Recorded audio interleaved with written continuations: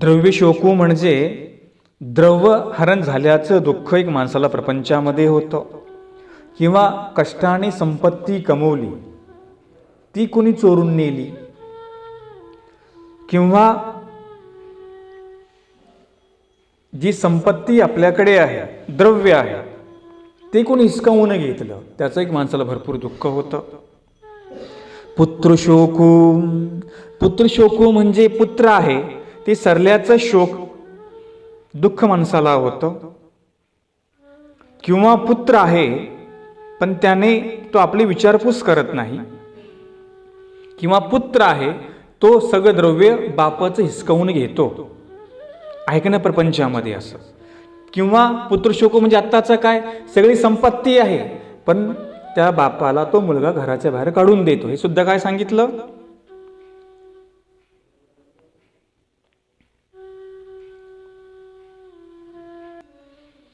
हे दुःख त्या मुलाचं त्या बापाला असतंच की नाही, हे सुद्धा पुत्रशोकूच आहे. म्हणजे फक्त काही मुलगा मेला म्हणजेच काही दुःख नसतं बापाला.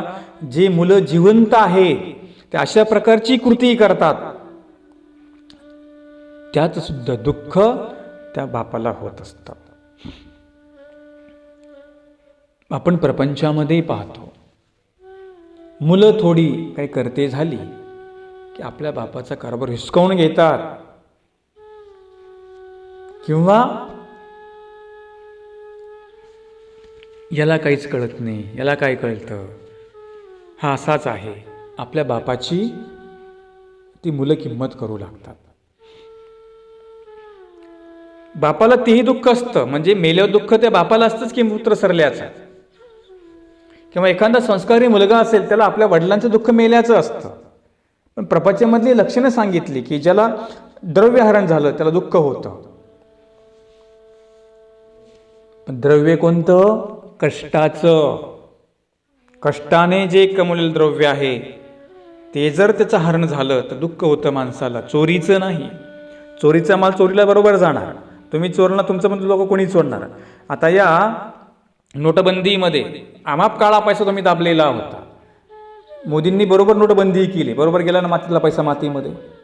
ज्यांचा कष्टाचा पैसा होता ते बरोबर राहिला, ज्यांनी अनिती मार्गाने पैसा कमवला गेला की नाही मातीमध्ये.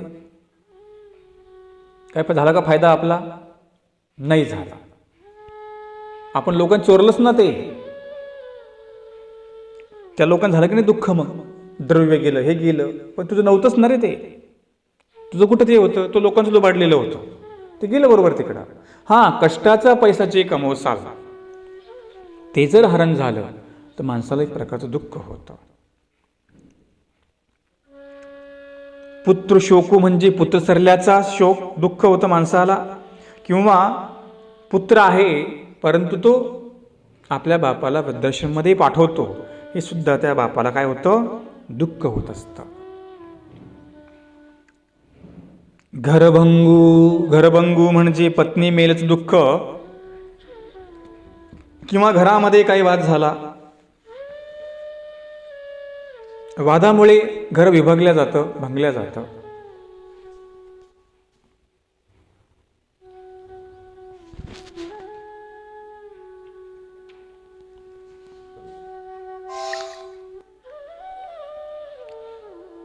वाद होणे, विवाद होणे, काही फूट पडणे, आपण पाहतो की भावकीमध्ये भांडणं असतात, भावाभावामध्ये भांडणं असतात.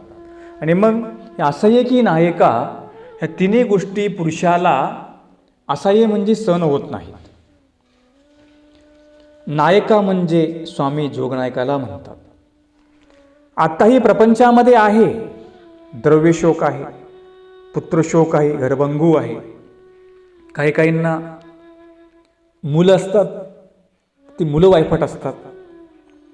काहींकडे संपत्ती असते परंतु संपत्ती करणारी उधळपट्टी करणारी असतात. काहींकडे एकाकडे मुलगा नसल्याचं दुःख असतं, एकाकडे असून एक मुलगा असून दुःखी आहे.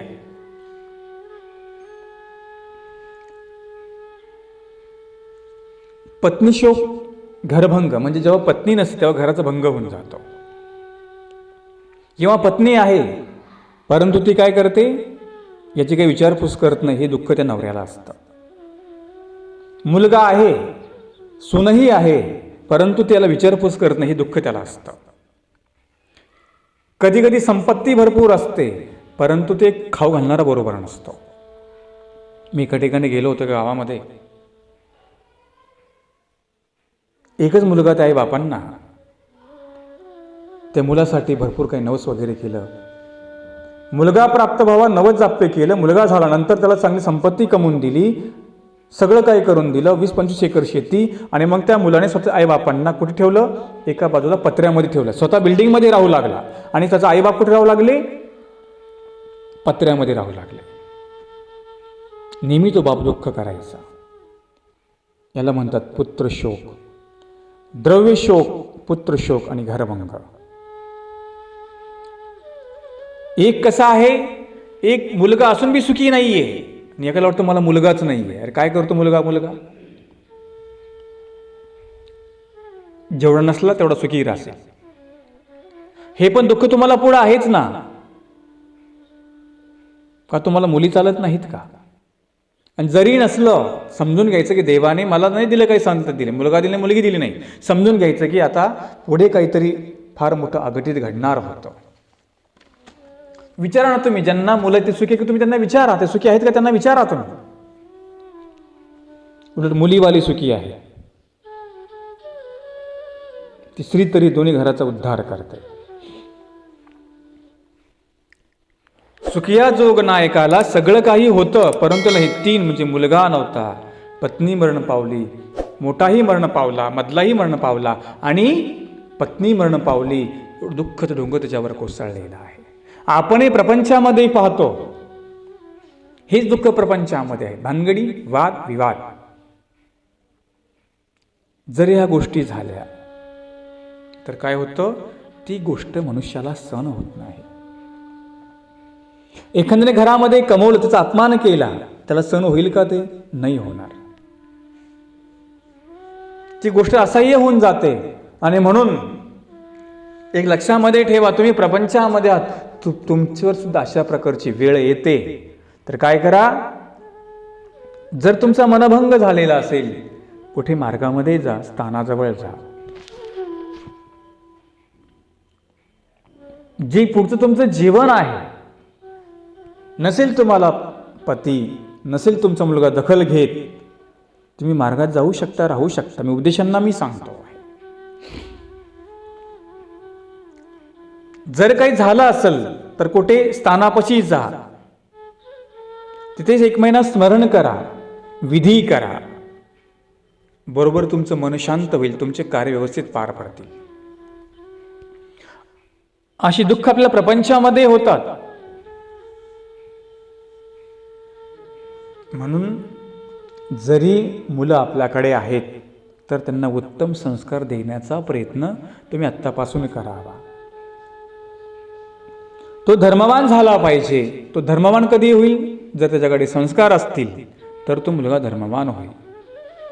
आपण त्यांना कधी सवय लावत नाही मंदिरात नेण्याची, किंवा घरी त्याला विशेष करण्याची, किंवा दंडवत घालण्याची. तुम्ही त्याला पुराण सवय तुम्ही कधी लावत नाही ना घरी. ही सवय त्या मुलांना जर आत्तापासून असेल तर काय होईल? तुमची मुलं पुढे चांगली निघू शकतात. नाही तर हे दुःख तुम्हाला होतं. आहे बाबा सगळं, देवच करत नाही, धर्मच करत नाही, वाम मार्गाला गेला. का गेला वाम मार्गाला? तो तुम्ही त्याला पहिला लहानपण धर्म नाही दिला म्हणून. हे दुःख तुम्हाला असतंच की नाही? दुःख करत बसण्यापेक्षा देवा ठिकाणी चिंतन करा. आणि जो बुद्धीशी अनुयायी त्याला मी ठाम सांगेल की तुमचं कर्तव्य तुम्ही केलं मुलासाठी, पुन्हा दुःख करत बसवू नका. आपली वेळ आली ना, सरळ मार्गामध्ये जायचं, अनुसरण घेत बसायचं. काही उपदेशी लोक म्हणतात बाबा एवढं करून दिलं, तो आता काही बरोबर राहतच नाही. अरे दे ना सोडून त्याला. त्याच्यासाठी काही प्रार्थना कर देवाला, झालं तर भलंच होईल ना. नाहीतर तुम्ही करून किती होणार आहे? त्यांनी पण केलं पाहिजे ना. तो जेव्हा स्वतः करेल तेव्हा त्याला काही लाभ भेटणारच आहे ना. तसं तो म्हटला की मी मंदिरामध्ये गेलो, सुख नाही भेटलं, म्हणून कुठे जा? आपल्या स्थानाजवळ जा, एखाद्या मार्गामध्ये जा. जर झालं असेल काही तुमचं मना वेगळी गोष्ट, तर स्वतःला आघाडीत काही करून घेऊ नका, शांतने विचार करा. टोकाचा निर्णय घेऊ नका म्हणजे आत्महत्येचा निर्णय घेऊ नका. हे तुम्हाला मला सांगायचं. सुखिया जोगनाय किती हुशार होता, त्याने हा विचार नाही केला. त्याने सांगितले जीवन आहे ना पुढे, आता ईश्वरासाठी आपण ते द्यायचं. काय गेलं तर जाऊ द्या, दुःख त्याला झालं होतंच की, परंतु त्याने तो विचार केला, निगेटिव्ह त्याने विचार केला की आता आपण कुठे मंदिरात जाऊया. त्याला नाही समाधान लाभलं. तो स्वामींकडे गेल्यानंतर त्याला ते समाधान वाटायला लागलं. का? स्वामींची मूर्ती 32 लक्षणी होती. स्वामींचं चरणउदक त्याने घेतलं. त्याला बरं वाटायला लागलं. त्याच्यामध्ये तीर्थामध्ये सामर्थ्य होतं. ते प्रत्यक्ष परमेश्वराचं तीर्थउदक होतं की नाही?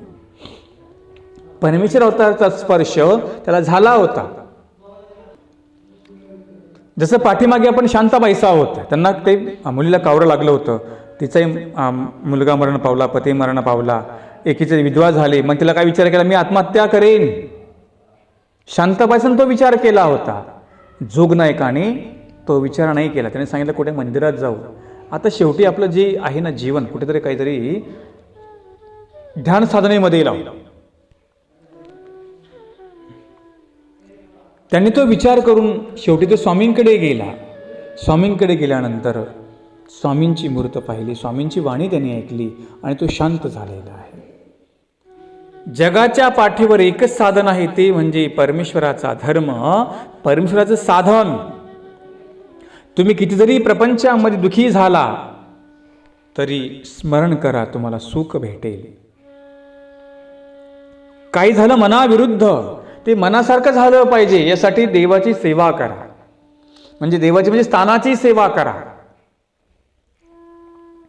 कुठेतरी थोडा वेळ त्या प्रपंचापासून बाजूला व्हा, बरोबर तुमच्या मनासारखं घड. काही काही लोक नाही का त्या स्थानाजवळ बसतात स्मरणाला. का बसले? घरामध्ये भानगडी आहे. का बसले? याला काही दुःख झालेलं आहे. का बसले? याला काहीतरी पाहिजे म्हणून तो स्थानापासून जाऊन बसला. कशा का पद्धतीने गेले तुम्ही स्थानाजवळ? ज्यांना टोकाचा निर्णय येतो की नाही त्यांनी हा विचार करा, कुठे स्थानापाशी जा, कुठे मार्गामध्ये जा. झाला तुमचा मनभंग झाला, तुमच्या मुलाने तुमचं मन दुखवलं किंवा तुमच्या मनाविरुद्ध केलं,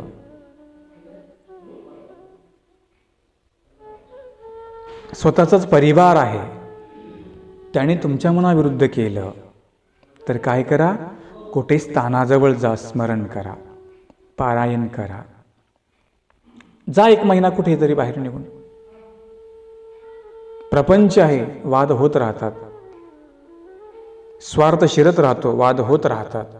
स्वार्थ शिरला की वाद निर्माण होतात. निस्वार्थ जीवन असेल तर कधी वाद होणार नाही, लक्षामध्ये ठेवा. म्हणून स्वार्थी जीवन जगण्यापेक्षा निस्वार्थी जीवन जगता आलं पाहिजे. तर हे निस्वार्थी जीवन आम्हाला समाधान देणार आहे. परमेश्वराचा साधक बघा कसा निस्वार्थी आहे. त्याने आपलं जीवन ईश्वराशी अर्पण केलेलं आहे. तो म्हणतो इथे नाही का, दुसरीकडे, काही हरकत नाही.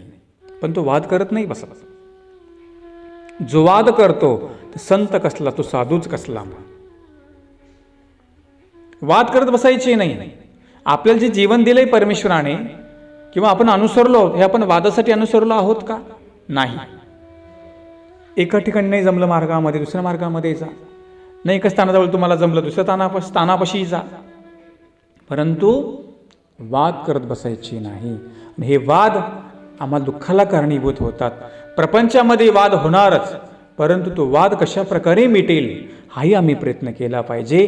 तेच समाधान आम्हाला लाभत असतं. म्हणून द्रव्य शोकू, पुत्र शोकू आणि घरभंगू ही तिन्ही माणसाला असह्य आहेत. तो ह्या 3 गोष्टी कधी सहन करू शकत नाही. नेहमीच दुःख होत राहतं. जरीही दुःख झालं, एकच उपाय, ते म्हणजे धर्म करणे, चिंतन करणे, नामस्मरण करणे, शास्त्र श्रवण करणे. तिथे आपले मन लावा ना. तुमचं मन दुःखी झालं, लीळा श्रवण करा, स्मरण करा, बघा बरोबर तुम्हाला सुख भेटेल. अशा पद्धतीने स्वामींनी त्याला हे सांगितलं आणि मग तो निघून गेला. स्वामी म्हणतात की जेव्हा तुम्हाला इथे येऊ आवडेल तेव्हा या, जावो तेव्हा जेव्हा तुम्हाला येऊ आवडेल तेव्हा येत राहा, जात राहा. अशा प्रकारे स्वामी सांगतात. या पुढं काय होतं आपण ते उद्या बघूया. ज्यांना अमृत प्रवर्तक ग्रुपमध्ये सहभागी व्हायचं असेल त्यांनी 94 052 75 075 या नंबरला कॉल करा, संपर्क करा. जे जिज्ञासक नामधारक आहेत त्यांना या ग्रुपमध्ये सहभागी केल्या जाईल. दंडवत प्रणाम.